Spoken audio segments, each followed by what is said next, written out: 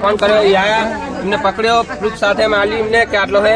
એ તે અમે એમને એ પૂછ્યું ખાલી કે એફઆઈઆર આમની પર થાય કેસ થાય તો કે તમારે દસાડા જોવા આવવું પડશે તે અમે દસાડા જોવા કો હારો અમે આવશું તે એમની ગાડી જઈને પછી મેં ફોન કર્યો કો અમારે દસાડા આવવાનું હે તે કે હોય તું આ જોગણીમાર મંદિર આવી જાય એકલો તે હું જોગણીમાર મંદિરે ગયો તો મારી ખાલી સાથે ઝાલીને મને સીધી 2-3 ઢોલ છોડ દીધી। મેં એમ કીધું કે સાહેબ મારો વાંક શું ખાલી એફઆઈઆર જ મેં પૂછ્યું ને તો મેં કહેતું કે વચ્ચે બહુ કૂદી રહે પણ હું કૂદી જ નહીં રહે મેં ખાલી એફઆઈઆર ને પૂછ્યું કેસ મારે કરવાનો હું ના પૂછ્યા કોઈ એફઆઈઆર અને આ ભાઈની સાથે આ ભાઈ પણ હતા અને એમને પણ માર્યા છે। બીજી વાર દારૂ પકડ્યો ત્યારે 4-5 પોલીસ વાળા હારા હતા। મારી નજરની સામે એમ કીધું હું હંતી ગયો તો મને ભાઈ એમ કીધું કે દારૂ આખી ડોલ ફરી દારૂ પકડ્યો તો પોલીસ વાળા ગાર્ડમાં એમ કીધું હંતર દે કેસ તારી પર ના થાય હંતર દે ગઈકાલે દસાડા તાલુકાના વાલેવડા ગામની અંદર પોલીસે જબરજસ્ત આતંક મચાવ્યો છે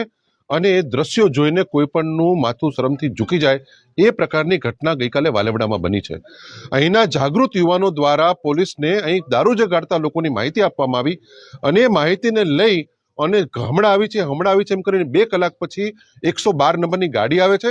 અને એ ગાડીની અંદર આવેલા પોલીસના માણસો એ બુટલેગરોને ત્યાંથી છાવરીને એમને જવા દે છે અને જે સામાન્ય નાના ગરીબ માણસો જે દારૂ થોડો ઘણો પીધેલો હોય એને પકડીને લઈ જાય છે અને એની સામે જે બુટલેગરોને નહીં પકડવા માટે થઈને ગામના લોકો બધું આખું ગામ ભેગું થઈને જ્યારે એમની યારે વાત કરે છે ત્યારે એમના ઉપર ભયંકર હિચકારો હુમલો કરે છે। યુવાનોને બેરહેમીથી મારવામાં આવે છે અને વૃદ્ધ મહિલાને પણ એક માથે એના પર રિવોલ્વરનો ધક્કો મારી અને પીઆઈ દ્વારા હવામાં રિવોલ્વર ઉછાળીને જે આતંકનો માહોલ ઉભો કરવામાં આવ્યો છે એને કોઈ સંજોગોમાં ચલાવી શકાય નહીં। એક તરફ ગુજરાતની સરકાર ગુજરાતની અંદર દારૂબંધીની મોટી મોટી વાતો કરે છે અને અહીંના લોકલ પોલીસ સ્ટેશનો એ બુટલેગરોને છાવરી અને નિર્દોષ જાગૃત યુવાનોને બેરહેમીથી માર મારી અને એને હતોત્સાહ કરવાનો જે પ્રયત્ન કરવામાં આવ્યો છે એને કોઈ સંજોગોમાં ચલાવી ના શકાય। બેન દીકરીઓ સામે પોલીસ જે માં બેન સમાણી જે ગાળો બોલી રહ્યા છે જાહેરની અંદર એનું મય પણ એ ચલાવી શકાય નહીં। ભયંકર આક્રોશ છે ગામના લોકો માટે। આજે બધા જ ગામના લોકો સાથે અમે દસાડા પોલીસ સ્ટેશન જઈ